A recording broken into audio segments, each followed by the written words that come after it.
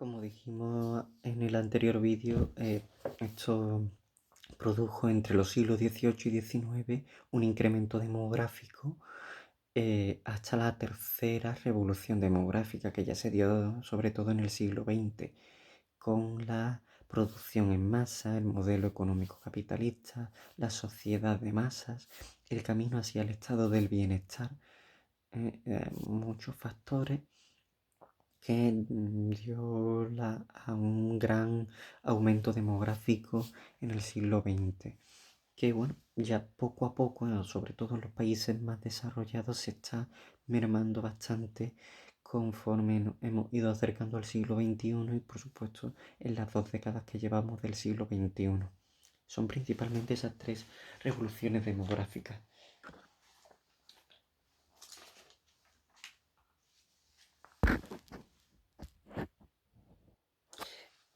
También tenemos que ver el apartado de los modelos demográficos.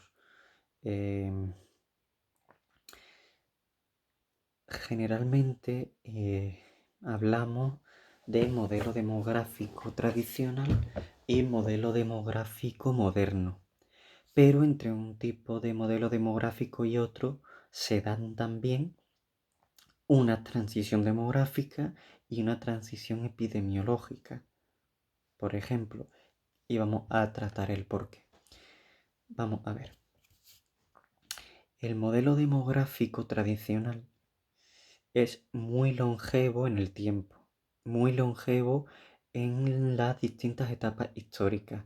Se puede decir que llega desde que parte en la prehistoria y termina en la misma edad moderna, a finales, hasta el siglo XVIII. Coincidiendo con la primera revolución demográfica, coincidiendo con, en el tema anterior, hablamos de la ciudad preindustrial, ¿eh? Y es un modelo demográfico que está caracterizado por una alta natalidad y una alta mortalidad. Ya lo he explicado antes, alta natalidad porque morían muchos niños, en gran parte por una gran cantidad de enfermedades infecciosas, también por malnutrición, una malnutrición debido a hambrunas, a pérdidas de cosechas. Se era muy dependiente de, bueno, había una economía de subsistencia, no había en demasía, digamos, recursos para toda la población, recursos incluso alimenticios. Y tenían una gran dependencia del clima y por supuesto de los cambios meteorológicos, ¿no? Había muchas veces que se perdían cosechas. Con heladas, por ejemplo, se quedaban heladas muchas cosechas y se perdían. O zonas con gran calentamiento y se producían quemas de cosechas. O incluso durante las guerras. En las guerras, una de las maneras para forzar a que el enemigo se rinda es atacar los recursos que tiene. Y los principales recursos son los alimenticios.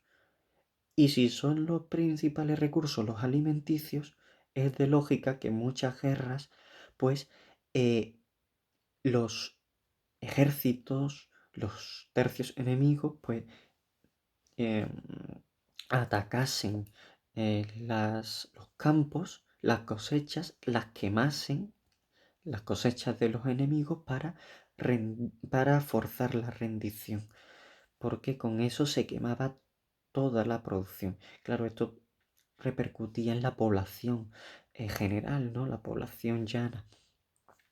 Y esto hacía que hubiera una alta mortalidad. Precisamente por eso hay también una alta natalidad. No era suficiente con que nacieran 1 o 2 hijos. Estamos hablando de familias muy numerosas, con 4, 5, 6, 7 hijos, más hijos, porque se tenía casi la certeza de que una mayoría de ellos iban a morir. Uno de ellos, y la mayoría pues muy prematuros, ¿no? Entonces es triste, pero así, ¿no? Y estamos hablando de familias jóvenes, en edad de procrear, porque cuanto más mayor se sea, menos capacidad de reproducción se tiene. Y hay este modelo demográfico, pues predominan las tasas de fecundidad muy altas, evidentemente. Y estamos hablando de una población joven con una esperanza de vida media en torno a los 40 y tantos o 50 y tantos años.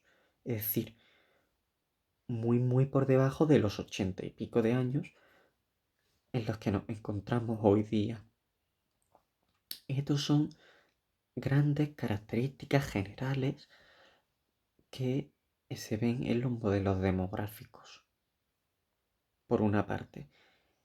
Después hay, como hemos dicho, antes de pasar a un modelo demográfico moderno, hay una etapa de transición y se caracteriza en concreto por un factor, y es que comienzan a haber, pues a lo mejor, medidas higiénicas, vacunas, medicinas que mitigan enfermedades tradicionales, o etapas históricas en las que se ve la necesidad de paralizar guerras masivas, y de buenas a primeras eh, se reduce de golpe la tasa de mortalidad, y sin embargo la tasa de natalidad sigue incrementándose a la misma velocidad que durante el modelo demográfico tradicional. Esto provoca una explotación demográfica tremenda, es decir, todo lo contrario. Un crecimiento demográfico ya no lento o moderado, que es característico del modelo demográfico tradicional, sino al contrario, un nivel de crecimiento demasiado acelerado, descontrolado, desproporcional. Y esto se da en la transición demográfica. Junto a la transición demográfica, como hemos dicho, también hay una transición epidemiológica, epidemias. Por una parte, estamos hablando de etapas históricas en las que hay grandes enfermedades infecciosas, parasitarias, que sobre todo repercuten en la población infantil y en la población joven, y enfermedades crónicas o degenerativas que repercuten sobre todo en la población adulta y en la población anciana. Esto por una parte. Como hemos dicho, en los siglos XVIII, XIX se produce esa transición demográfica, esa transición epidemiológica, hay nuevos inventos en medicina, avances. Incluso el siglo XIX es el siglo en el que se producen algunos avances en aspectos concretos de anestesia, de analgésicos, de medidas a tomar en las primeras cirugías ¿eh? de la edad contemporánea, y esto hace que, bueno, se incremente un poco más la población. Y sin embargo mueran menos personas. Esto va a durar hasta el siglo XX incluso. Pero bueno, después también hay repuntes de tasas de mortalidad. Las guerras no terminan. En el siglo XX todos tenemos claro las dos guerras mundiales, la Primera y la Segunda Guerra Mundial, ya la daré, creo que es en cuarto de la ESO con historia contemporánea. Y pues va a haber una gran repercusión demográfica, por tanto, de esto, pero no solo por eso, también en el siglo XX, siglo XXI sobre todo también, van a haber un mayor control de estas enfermedades, por lo menos en los países desarrollados, en el mundo occidental, de enfermedades infecciosas y demás, pero enfermedades crónicas, degenerativas, enfermedades como el cáncer, otro tipo de enfermedades no están del todo controladas, ni mucho menos, no están controladas. Hay que seguir invirtiendo en sanidad y en investigación sanitaria para encontrar eh, medidas fuertes que tratamientos importantes, paliativos, totales, que eh, eliminen, digamos, este tipo de enfermedades. Esto todavía no se ha conseguido. O, por ejemplo, la creación de las denominadas enfermedades sociales. Las enfermedades sociales aparecen en masa en el siglo XX y sobre todo también ahora en el siglo XXI, que pueden ser, pues por ejemplo, el tabaquismo, el consumo excesivo de tabaco, el alcoholismo, el consumo excesivo de alcohol, la drogadicción, el consumo excesivo de drogas, eh, son, eh, son nuevas preocupaciones sociales en cuanto a la tasa de mortalidad, en cuanto a la esperanza de vida, la calidad de vida. Es bastante preocupante, ¿no? Y bueno, lo más importante es que se superen esas transiciones demográficas y epidemiológicas para salir a otro modelo demográfico. En el siglo XX y lo que llevamos del siglo XXI se produce un modelo demográfico nuevo, el modelo demográfico moderno, que está caracterizado por lo contrario del modelo demográfico tradicional, por una baja natalidad y una baja mortalidad. Baja mortalidad porque se intentan evitar guerras, por lo menos en el mundo occidental, en el mundo de los países desarrollados. También de baja natalidad porque pues ya hay bastantes menos casamientos, por ejemplo. eh, Se producen descensos de matrimonios, aumento, sin embargo, de divorcios, aumento de la soltería, aumentos de, por ejemplo, parejas de hechos o familias monoparentales que no dan, no dan, digamos, una seguridad en el sentido de una procreación que mantenga a unos niveles demográficos adecuados el reemplazo generacional. Por eso hay una baja natalidad y por eso tenemos una población cada vez más envejecida en los países desarrollados. Hay cada vez menos nacimientos y hay un control de las muertes precisamente por los avances de medicina y demás. Pero ojo, mm, hay muchas enfermedades y principales por las que en el mundo desarrollado se mueren las personas, que pronto les va a tocar a esa población envejecida, con lo cual pronto, a lo mejor en los años 30, 40, 50 de este mismo siglo, vamos a ver un aumento de las tasas de mortalidad, baja natalidad y sin embargo alta mortalidad, con lo cual va a haber un crecimiento de población negativo. ¿Qué se puede hacer? Pues cambiar la política de migración, digo de migración, no solo de migración, sino cambiar la política también de demográfica, de natalidad, de mortalidad y demás. Y evidentemente, pues atender precisamente a las políticas de migraciones. Por ejemplo, es necesario inyectar población joven, aunque sea inmigrante, para, mm, para asegurarnos el reemplazo generacional. Porque hoy hay de media un hijo y no llega normalmente a dos por familia. Eso no garantiza el reemplazo generacional. No se es capaz de mantener, digamos, la seguridad social con esto. Peligran los sistemas de pensiones y demás, ¿no? ¿Por qué? Pues porque si esa población envejecida se jubila, ya no está en capacidad de producir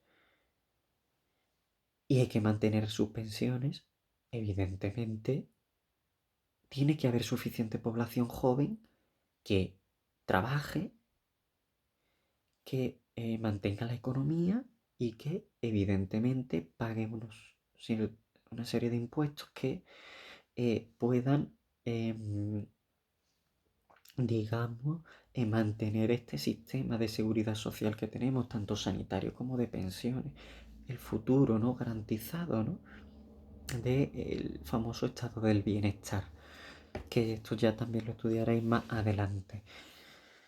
Es lo principal, ¿no? Y son grandes cuestiones que se están poniendo encima de la mesa, ¿no? El año pasado mismo y este mismo año creo que también han habido manifestaciones masivas en nuestro país de pensionistas por la reducción de pensiones, porque todo repercute en el ámbito poblacional demográfico.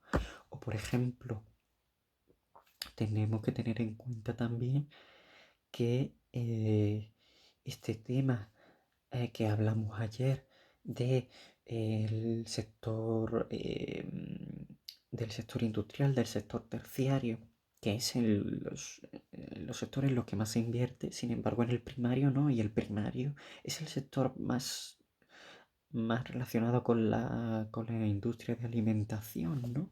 Con la alimentación, entonces hay que asegurar, digamos, el mantenimiento de la población. También lo que comentamos de la España vacía en otro vídeo.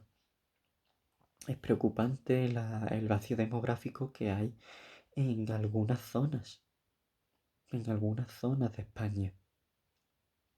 Ya lo comentamos en Castilla y León, en Castilla-La Mancha, en Extremadura, en Galicia. Es un tema de actualidad.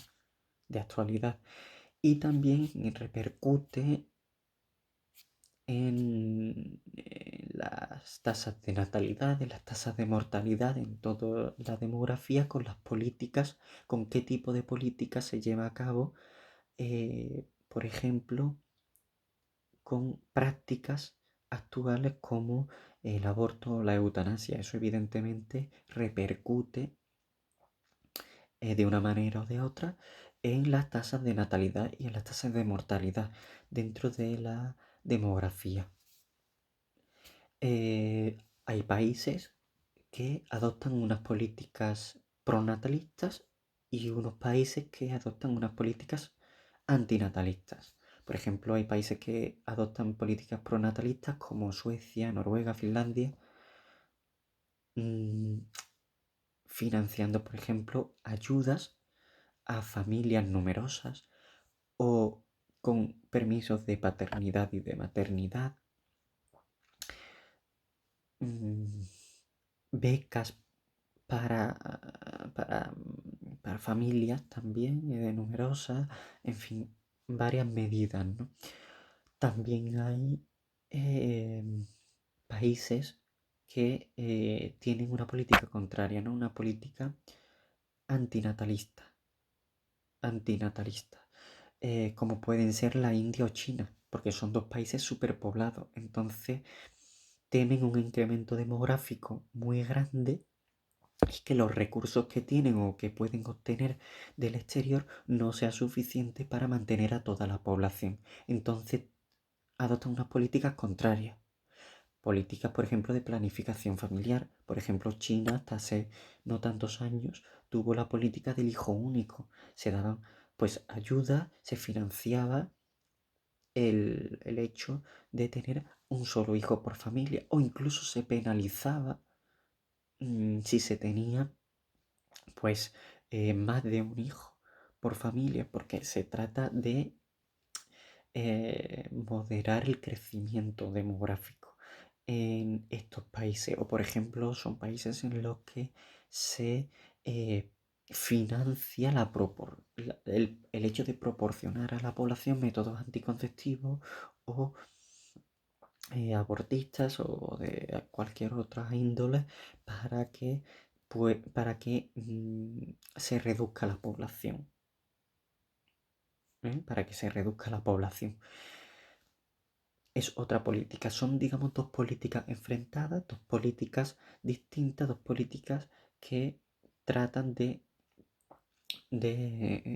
tratan de manera distinta el tema de la demografía y que depende de en qué zona geográfica nos encontremos. No es lo mismo estas zonas asiáticas de la India y de China que las zonas europeas pues de Suecia, Noruega o Finlandia. Eso por una parte.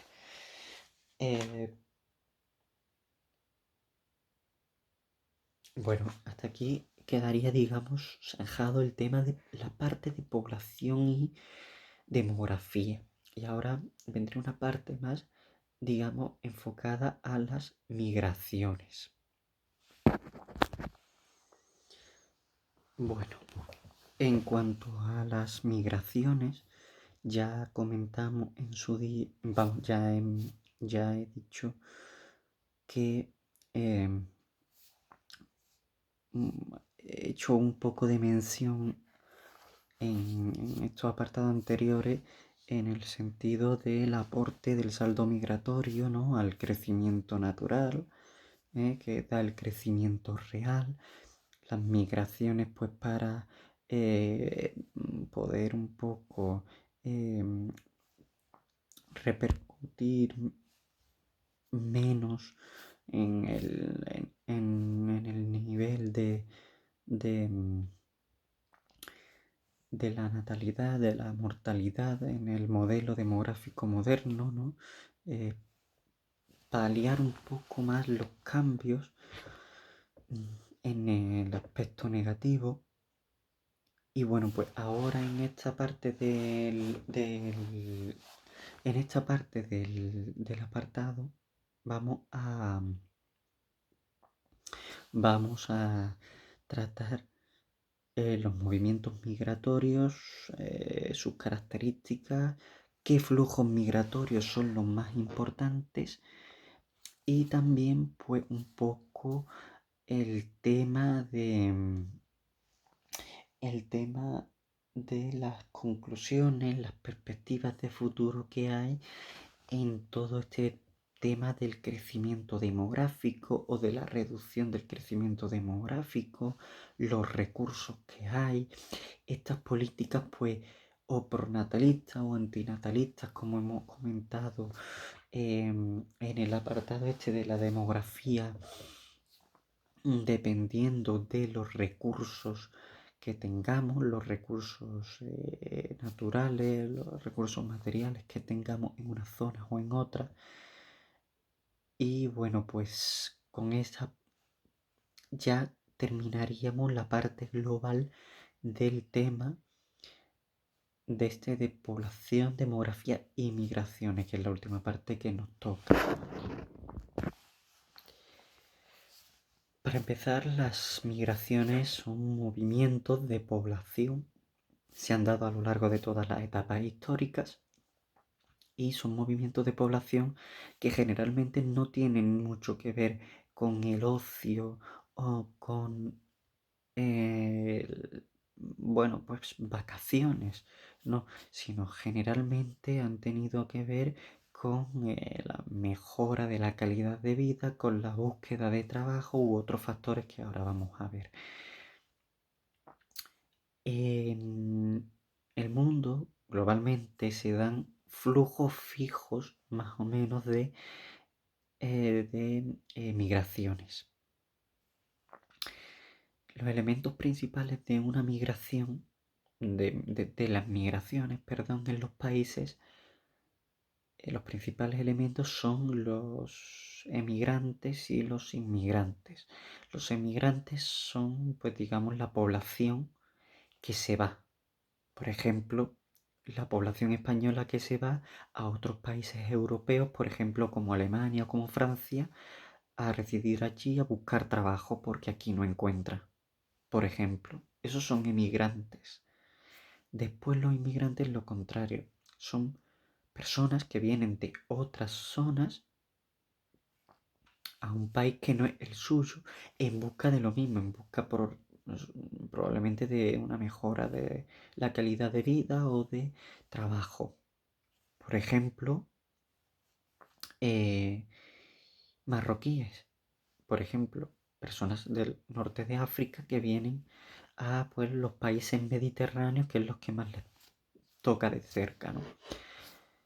Teniendo en cuenta esto, podemos también establecer unos 4 flujos migratorios básicos que hay en el mundo. Uno de los más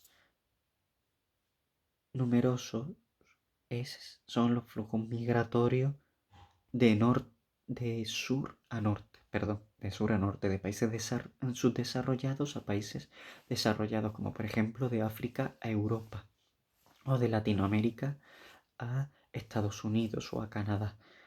Después, por otra parte, están los flujos migratorios, el flujo migratorio tan importante en cuanto a volumen o incluso algo más que este de sur a sur, que son entre países subdesarrollados, es decir, movimientos de migraciones que van de unos países asiáticos, por ejemplo, a otros países asiáticos, o de países africanos a otros países africanos, por ejemplo, o también podemos señalar las migraciones de norte a norte, son las otras también más frecuentes, ¿no? Por ejemplo, entre países europeos, entre España e Italia, por ejemplo, o entre Francia y Alemania, por ejemplo, o entre España y Estados Unidos, entre países desarrollados. Y después las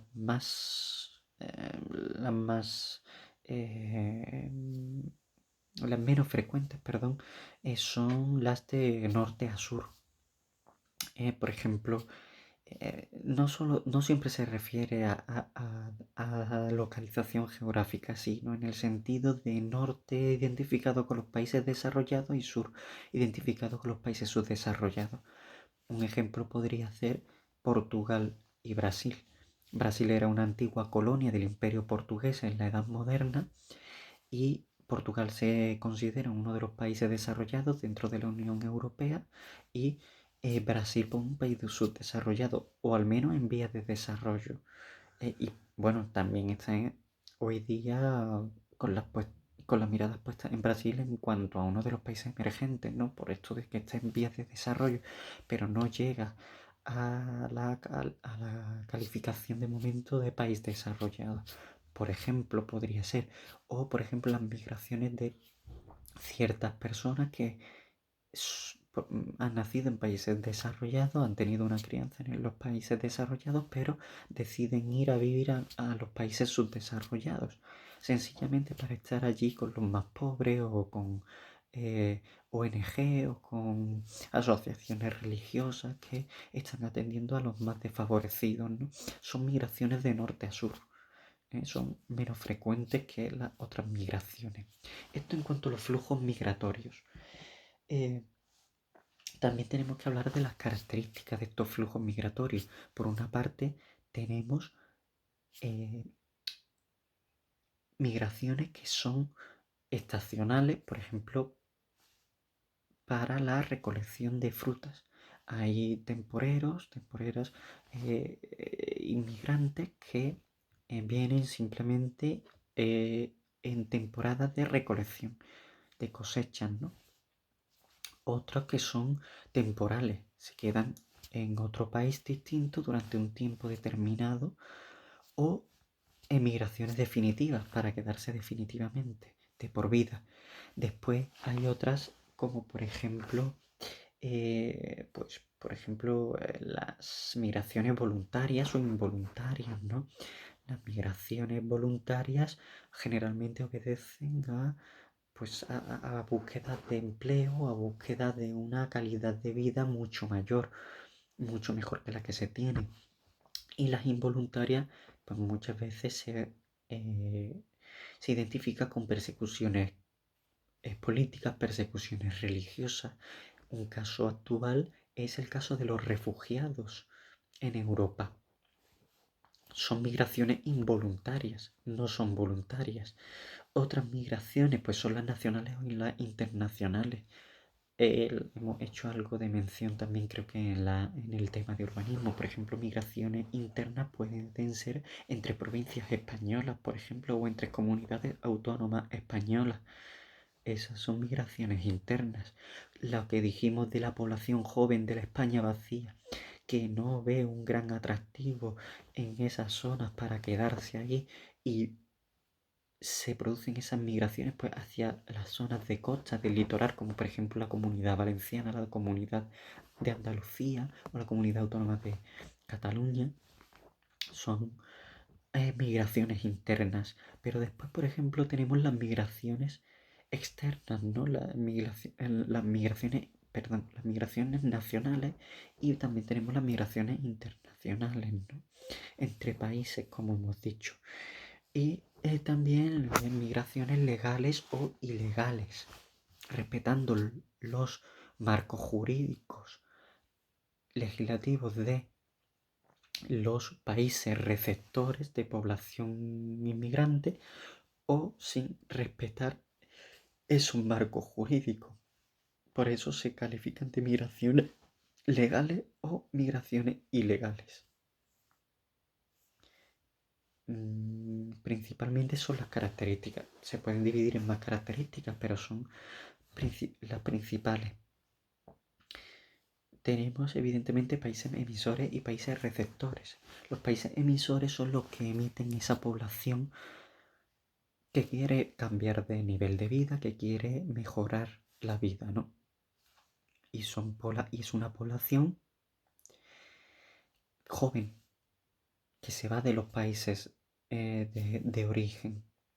Eso es algo positivo para el país en el que emite, digamos, población porque reduce las tasas de paro, por ejemplo, y hay un mayor control en el reparto de los recursos. Pero, por ejemplo, se produce un envejecimiento de la población, porque como la población que se va es población joven en edad de trabajar, pues se va quedando esa población de ese país con una población envejecida, dependiente de la poca población joven que se queda en el país a trabajar y que es la que le mantiene todo el sistema social, todo el sistema de seguridad social, como hemos dicho en otras ocasiones, sistema sanitario, el sistema de pensiones, todo el sistema, ¿no?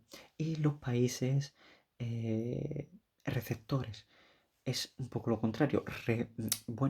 Tienen parte positiva, como por ejemplo recuperan población joven, ayuda a la manutención, digamos, del sistema de seguridad social, precisamente cotizando, ¿no? en el sistema y demás, y se produce un intercambio cultural, pero evidentemente también hay otras repercusiones, como por ejemplo el hecho de que esta población muchas veces accede a trabajos que son más precarios o trabajos no tan demandados, como por ejemplo trabajos agrícolas en el sector primario, porque una mayoría de la población activa de los países desarrollados, por ejemplo, trabajan en el sector secundario industrial o en el sector terciario, ¿no?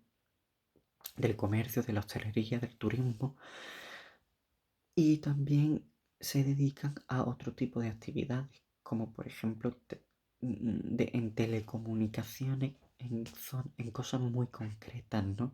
O por ejemplo en el servicio doméstico. Son partes negativas. Por ejemplo, no tienen unos ingresos tan altos y al no tener unos ingresos tan altos viven en zonas periféricas, en algunas ocasiones incluso en guetos, en infraestructura un tanto alejada de esa percepción que tenían en un principio de al llegar al país, al nuevo país, pues encontrar una facilidad y unas comodidades supuestas que después no lo son tan a corto plazo por lo menos. Y otra repercusión es, pues por ejemplo, la xenofobia, por ejemplo, ¿no? En los países receptores, entre otras repercusiones, ¿no? Y bueno, pues en otro vídeo ahora vamos a explicar un poco lo que son las conclusiones, las perspectivas de futuro para cerrar ya con este tema global de la población.